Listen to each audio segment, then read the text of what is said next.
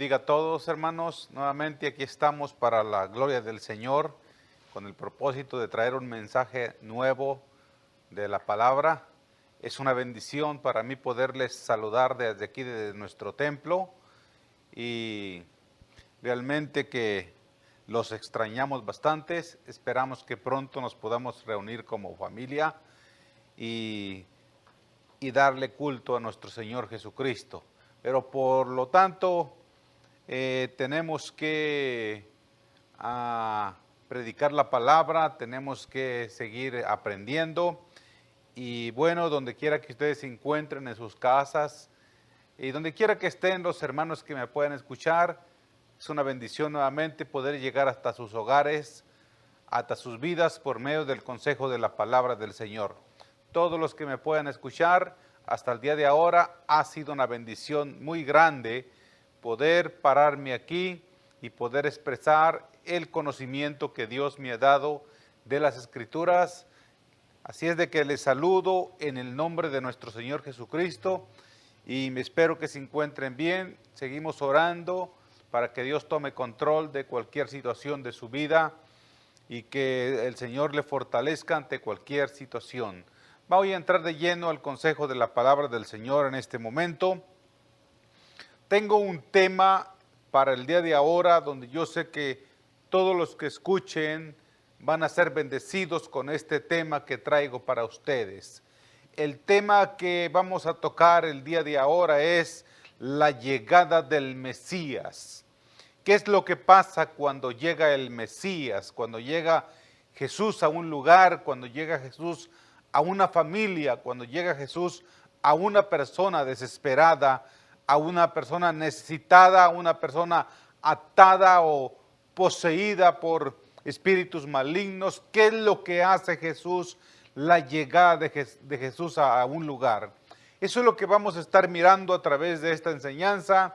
Así es de que si alguno gusta abrir su Biblia en sus casas, lo puede hacer, o después puede comprobar las citas bíblicas que yo voy a mencionar en este momento. La cita bíblica que yo traigo para esta enseñanza es en el Evangelio de San Lucas, capítulo número 8, en el versículo número 26 y 27, es un pasaje de la Biblia bastante conocido, pero yo lo voy a utilizar para la enseñanza que traigo para este momento. Dice la palabra del Señor en el nombre del Padre, del Hijo y del Espíritu Santo. Versículo número 26 y 27 dice: y arribaron a la tierra de los Gadarenos, que está en la ribera opuesta a Galilea. Al llegar él a tierra, vino a su encuentro un hombre de la ciudad, endemoniado desde hacía mucho tiempo, y no vestía ropa ni moraba en casa, sino en los sepulcros. La Biblia nos dice, hermano, que después de que pasó aquel acontecimiento tan grande, donde la Biblia dice que Jesús calma una gran tempestad, dice que llegaron a la ciudad de Gadara, donde estaban los gadarenos, y nos muestra aquí la historia que cuando ellos tocaron tierra de aquella provincia o de aquella ciudad, como nosotros le queramos llamar, dice que le salió al encuentro de ellos un hombre bastante enfermo espiritualmente, que dice la palabra que tenía tantos problemas espirituales, que sin embargo, hermano, cuando llegó Jesús a aquel lugar, aquel hombre no se pudo contener por la situación en que se encontraba él espiritualmente, y dice que corrió al encuentro de Jesús, aunque no era realmente la persona, sino que era los daños que él tenía interiormente, el problema que él tenía interiormente. La Biblia lo aclara muy claramente y dice que era un problema de espíritus malignos que poseían a aquel hombre. Y dice la palabra del Señor, hermano, que aquel hombre se encontraba en una condición tan devastadora humanamente, que yo creo que ningún ser humano en esta vida querrá vivir como vivía este hombre. Dice que él vivía en los sepulcros, su casa, su vivienda era en los sepulcros, y ahí es donde él pasaba su vida. Dice que tenía mucho tiempo en esta condición. También dice la Biblia que él vivía desnudo y vivía en un cementerio, y todo el tiempo estaba, hermano, de una manera muy dañina para las demás personas. Pero sin embargo, con la llegada de Jesús, la llegada del Mesías, las cosas estaban a punto de cambiar para la vida de aquel hombre. Aquel hombre estaba en un estado donde él no podía personalmente responder como humano, ya que la influencia que él tenía internamente era más poderosa que su libre albedrío que él tenía. Él no estaba en condiciones de decidir o de opinar o de decir nada, porque él era un hombre totalmente enfermo y atado. Es algo muy triste cuando una persona pierde su libre albedrío y no puede hacer absolutamente nada por él mismo. La Biblia dice que cuando una persona voluntariamente en sus 5 sentidos se entrega a Jesucristo, Jesucristo hace cambios en la vida de la persona. Nosotros le pedimos a la gente que entregue su vida a Cristo, y le predicamos a las personas que voluntariamente entreguen su vida al Señor, y después de eso, conforme a la palabra, hay una serie de bendiciones que vienen a la vida de una persona cuando esa persona se entrega a Jesucristo. Pero en el caso de este hombre, él no estaba en condiciones de decidir humanamente. Él no tenía las posibilidades emocionales ni espirituales para responder por él mismo, por la condición que se encontraba. Hay momentos en esta vida que existen seres humanos que están imposibilitados totalmente para responder una pregunta espiritual por la atadura tan fuerte que tienen. ¿Qué pasa cuando una persona le es robada su voluntad y no puede responder por él mismo, o no puede voluntariamente decir: yo me entrego a Cristo, yo quiero que Cristo me haga libre, yo quiero aprender de la presencia de Dios? Cuando un hombre no tiene esa libertad de hacerlo porque no está en su cabalidad. Qué increíble cuando milagrosamente llega Jesús a un lugar donde se encuentra una persona que ha perdido la voluntad de su espíritu para él responder por su vida, por sus actos, por su moralidad, por su persona, y está incapacitado totalmente. Aquí afuera de nuestra iglesia a veces pasa un hombre en una condición muy grave. Es un muchacho muy joven, físicamente un muchacho bien opuesto, pero sin embargo está en un estado muy triste. A veces está vestido de mujer, a veces está vestido de hombre, a veces anda casi sin ropa, camina sucio por las calles, un muchacho bien refinado. Cuando yo lo miro me da mucha tristeza y se me hace un parecido a este hombre que dice la Biblia que caminaba sin ropa. Pero qué extraordinario, yo me ponía a pensar, qué extraordinario cuando una persona no puede responder por él mismo, porque no tiene los 5 sentidos abiertos, porque no está en la cabalidad de su dominio personal, no se encuentra.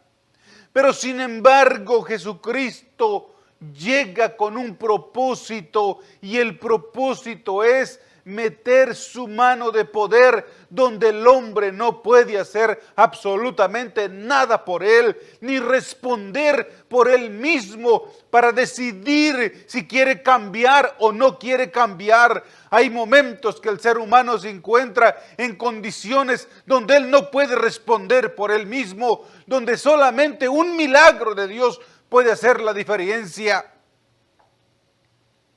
Las ciudades están llenas de gente de esta índole. Por las calles, gente durmiendo debajo de los puentes, drogándose, enfermos, personas que han perdido su libre albedrío. La iglesia tiene poder, la iglesia se goza, la iglesia canta, la iglesia va a los cultos, la iglesia es una iglesia feliz. Pero sin embargo, muy pocos tienen ese poder, esa autoridad para poder ayudar a este tipo de personas que se encuentran en las calles poseídas totalmente. Más bien, muchos, inclusive cristianos, le tienen miedo a esta gente. Pasan de lejos donde los encuentran por las calles, tratan de rehusarles, tratan de no estar cerca de ellos. Personas que no tienen la libertad y que ya no están en sus facultades mentales, ni mucho menos espirituales, donde solamente están dominados por una influencia diabólica que les hace tanto daño día y noche. Es muy fácil, hermanos, llegar a una iglesia, brincar, danzar, profetizar y decir cosas e interpretar lenguas y gozarnos en la iglesia y traer un sobre de diezmo semanalmente y bonita la vida, el trabajo y todo, qué lindo ser cristiano. Pero ¿quién por estas personas? Cuando la iglesia despierte, cuando los pastores despertemos y los predicadores despertemos y miremos la realidad que se vive en las calles en cuanto a estas personas, y cuando la iglesia comience a meter este tipo de gente a las iglesias, cuando los pastores comiencen a tener ese poder, esa autoridad para atrapar con la presencia de Dios a esta gente, entonces se podrá decir que es una iglesia confirmada por Dios, que es un pueblo santo, que Dios lo está respaldando. Pero qué triste cuando nadie, absolutamente nadie, da un centavo por estas personas. Pero qué extraordinario en la tierra de Gadara, donde existía este hombre desnudo viviendo en los sepulcros, en una condición muy triste. Dice que llegó Jesús, llegó el Mesías. Y el Mesías transformó la vida de aquella persona donde no había psicólogo ni ser humano que pudiera hacer nada por él. Jesucristo lo hizo, porque donde la ciencia falla, la psicología falla, donde todos fallan, es donde Jesús hace el milagro extraordinario en la vida de una persona. En el capítulo 9 del Evangelio de San Marcos se narra una historia muy triste, pero con la llegada del Mesías las cosas cambiaron, dice la Biblia. Se trata ni más ni menos de la historia de un muchacho, hermano, que también estaba totalmente poseído por Satanás. La Biblia dice que aquel muchacho era llevado por su padre porque él no tenía dominio del mismo para ir donde él quisiera ir, sino que su padre lo traía de arriba y para abajo. Nos muestra la historia que en cierta ocasión, Jesús estando ocupado por allí, dice que los discípulos trataron de ayudar a este muchacho, pero sin embargo fracasaron en el intento.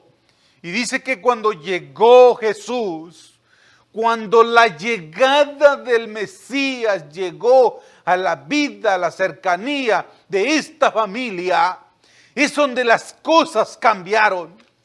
Es que donde llega Jesús, las cosas cambian. En el hogar donde llega Jesús, las cosas cambian. En el matrimonio donde llega Jesús, las cosas cambian. en la familia de hijos, madres, padres. Cuando llega Jesús, las cosas cambian, porque Jesús tiene la última palabra de poder, de transformación, de liberación en la vida de cualquier ser humano. La historia nos cuenta en el versículo número 20 del capítulo número 9 del Evangelio de San Marcos. Dice la Biblia que cuando le toca el turno a Jesús, y dice el versículo 20, y se lo trajeron, y cuando el Espíritu vio a Jesús, sacudió con violencia al muchacho, quien cayendo en tierra se revolcaba echando espumarajos. Dice la Escritura que cuando se lo llevaron a Jesús, el muchacho cayó en tierra tirando espumarajos, echando espumarajos por la boca, como que estuviera envenenado. El versículo número 21 dice, Jesús preguntó al Padre, ¿cuánto tiempo hace que le sucede esto? Y él le dijo, desde niño. En otras palabras, aquel muchacho estaba poseído por Satanás desde niño. ¿Cómo un niño puede atraer las fuerzas malignas de modo, hermano, que quede dañado espiritualmente? Aunque nosotros a veces no lo querramos creer, hay acontecimientos en la vida de los niños que marca el resto de su vida, como en el caso cuando un niño o una niña es abusado de alguna u otra manera por adultos. Ese niño, esa niña queda marcado por el resto de su vida. Y este muchacho, su padre lo estaba testificando, que él estaba dañado de esta manera desde niño, dice la palabra. El versículo 22 del capítulo 9 del Evangelio de San Marcos sigue diciendo, el Padre cuando responde a Jesús le dice, y muchas veces le echa en el fuego y en el agua para matarle. Pero si puedes hacer algo, ten misericordia de nosotros y ayúdanos. Jesús le dijo, si puedes creer, al que cree todo le es posible. Versículo 24 dice, e inmediatamente el padre del muchacho clamó y dijo, creo, ayúdame en mi incredulidad, le dijo aquel hombre. En el versículo número 22, el padre del muchacho dijo, ten misericordia de nosotros y ayúdanos. Si puedes hacer algo, dijo, ten misericordia de nosotros y ayúdanos. Aquel hombre estaba implorando misericordia. Aquella familia llevaba arrastrando una carga. No dice la Biblia qué edad tenía este muchacho. Probablemente 20, 25, 18, 30, no sabemos qué edad tenía. Pero la Biblia sí declara que desde niño él padecía este mal. Y aquel hombre arrastrando aquella carga, aquella tragedia en su vida, afortunadamente llegó con la persona adecuada, con la llegada del Mesías a la vida de él. Él desconocía totalmente el poder extraordinario de Jesús. Él imploraba y le dijo, si puedes hacer algo, haz algo por mi hijo. La Biblia dice, hermano, que Jesús le dijo, si tú puedes creer. El hombre cuando escuchó aquella frase, hay algo interesante que a mí me llama la atención. Cuando el hombre dijo, yo creo. Dice el versículo 24 que inmediatamente el padre del muchacho clamó y dijo, creo. Pero hay algo impresionante aquí y dijo, pero necesito ayuda para mi incredulidad. Creo, pero ayúdame a creer. Cuando hay una persona desesperada, Cuando hay una persona que ya no aguanta la carga, hermanos. Cuando no hay ser humano que pueda ayudar. Cuando el hombre ha perdido sus facultades mentales.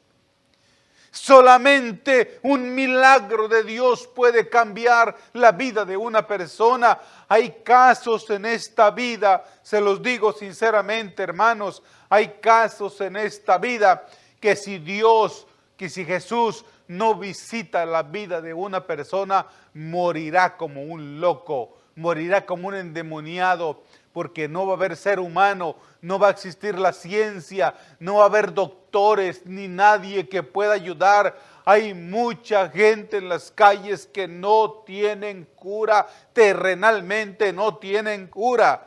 Necesitan la llegada del Mesías. Cuando el Mesías llega a la vida de una persona, esta persona es sacudida y transformada por el poder de Dios, porque para eso llegó el Hijo de Dios al mundo, para destruir las obras de Satanás.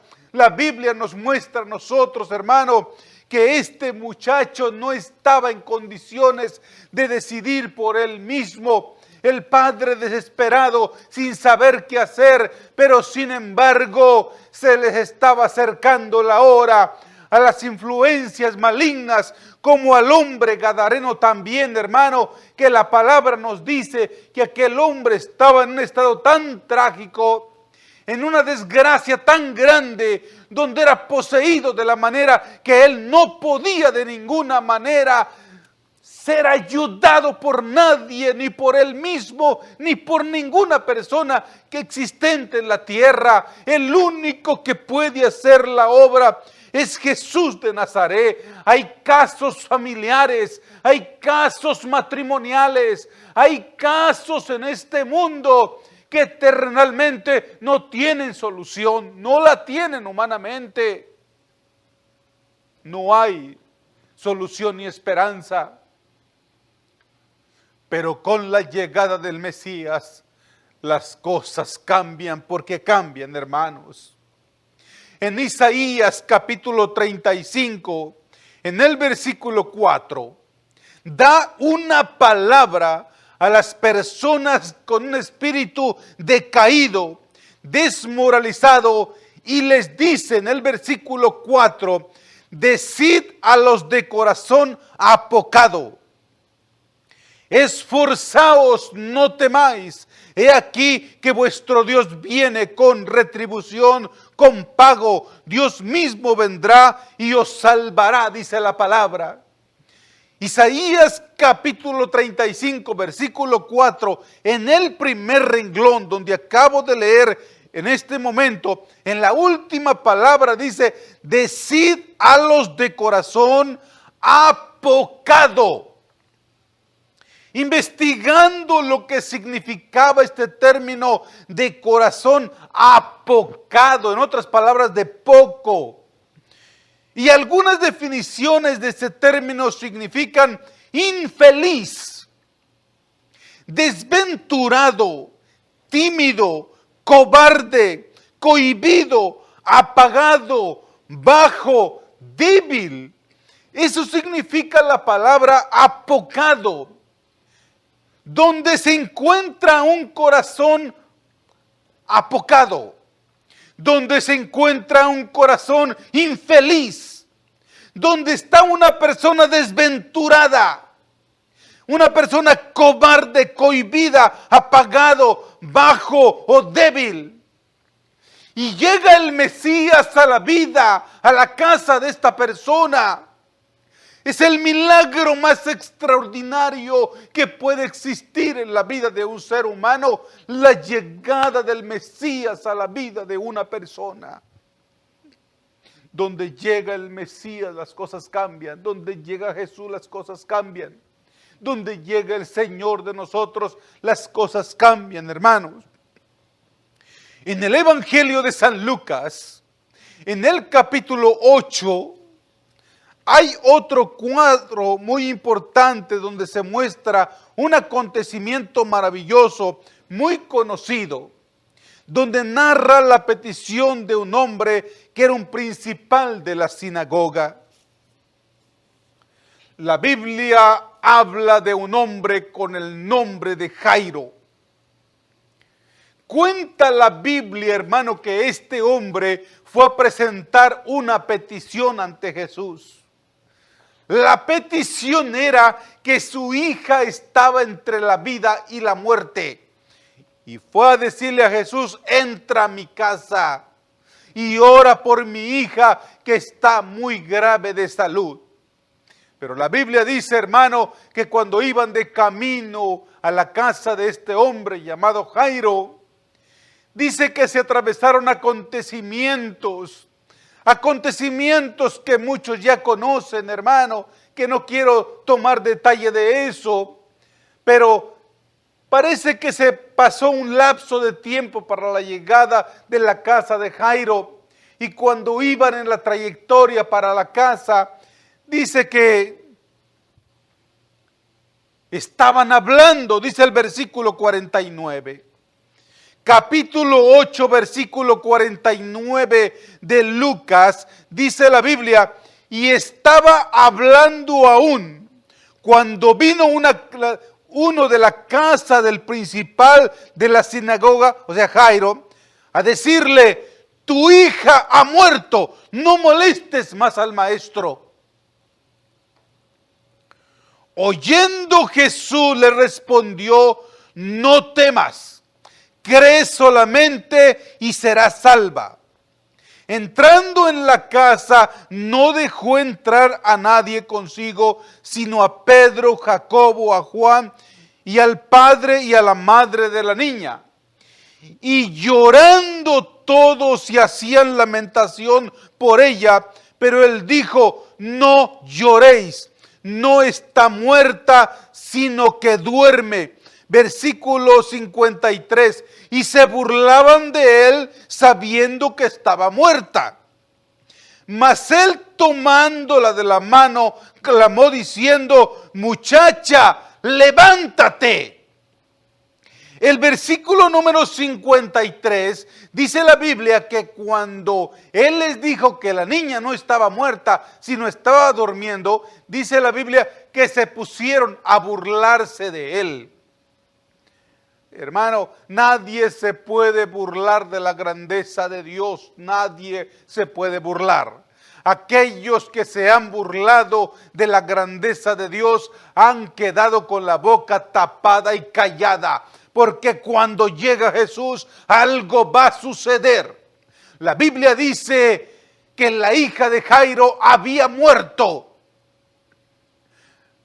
Pero afortunadamente para esta muchacha, ahí estaba el Mesías. El Mesías ya había entrado a la casa. Ya había entrado Jesús a aquella casa. Y nadie puede determinar lo que va a hacer el Señor más de que Él. Y Él simplemente clamó y dijo: levántate, niña, levántate.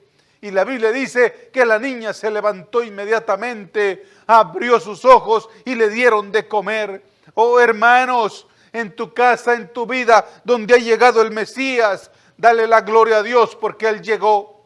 Sigamos clamando por aquellas personas que están atadas, sujetas a estos espíritus y que está el mundo robándoles el privilegio de tener a Cristo en sus corazones. Tanta gente atada en la vida, tanta gente enferma, tanta gente con tantos problemas que humanamente no tienen solución, pero el Señor tiene la respuesta para el mundo que vivimos.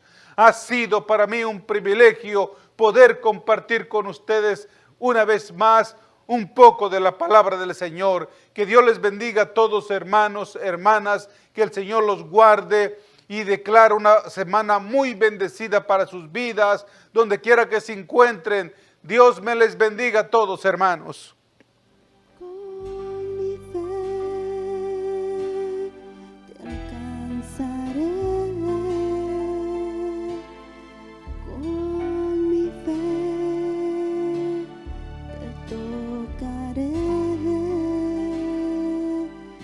Mi